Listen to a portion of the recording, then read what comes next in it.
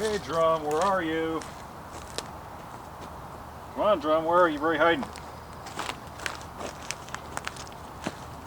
Where'd my drum go?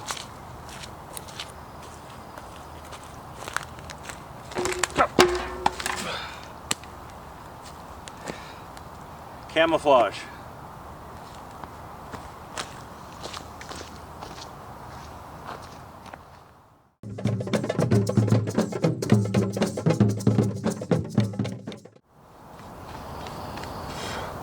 Anyways, hey friends, this is Matt, and welcome to Drumming About.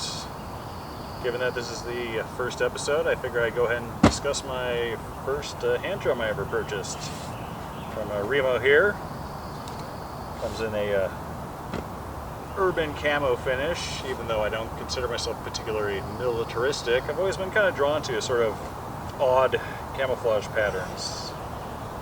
Unfortunately, that sort of clashes sometimes with more traditional hand drummers, given the more or less hippie-ish nature, you might call it, anti-war. So I certainly don't do this as a means of being a war hawk or anything like that. War drums. Just always thought it was kind of a unique little pattern there.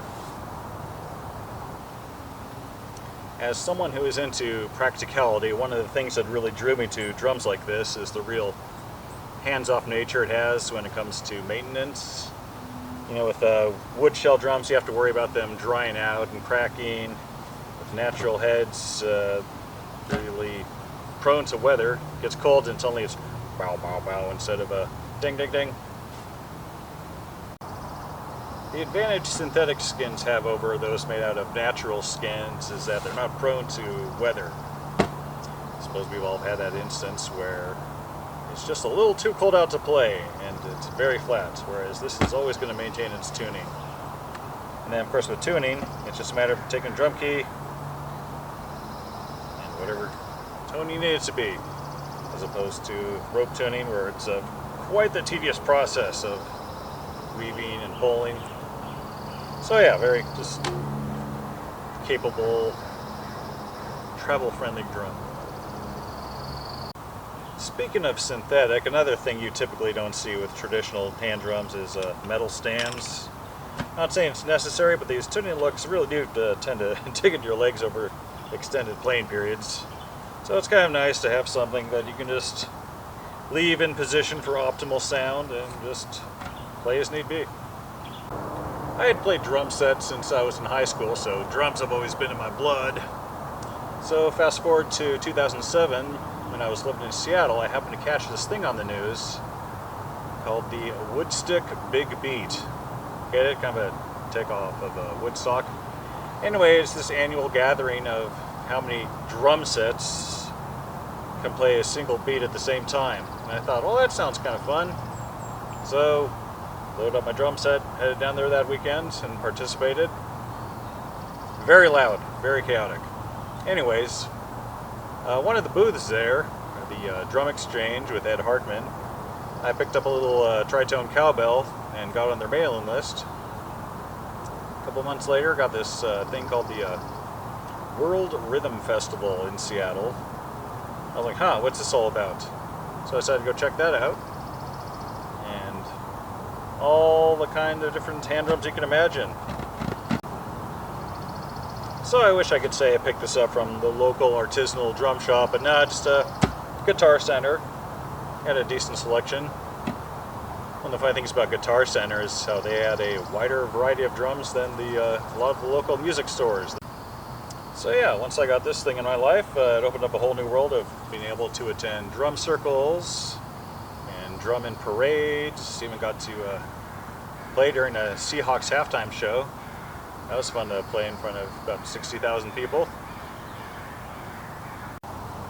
I don't play this drum often enough as I used to. Maybe I'm just getting old and getting tired of lugging around big old heavy drum. Plus, you go to drum circles and pretty much everyone there has a djembe anyway, so I mean, what really are you going to add with another djembe? So I tend to prefer bringing smaller like djembes and higher pitched drums. Alright, so first episode on the first drum and how I first got into hand drumming. Let's go and start off with one of the first rhythms probably most of us learned. Feel free to grab a drum and play along and improvise as you see fit.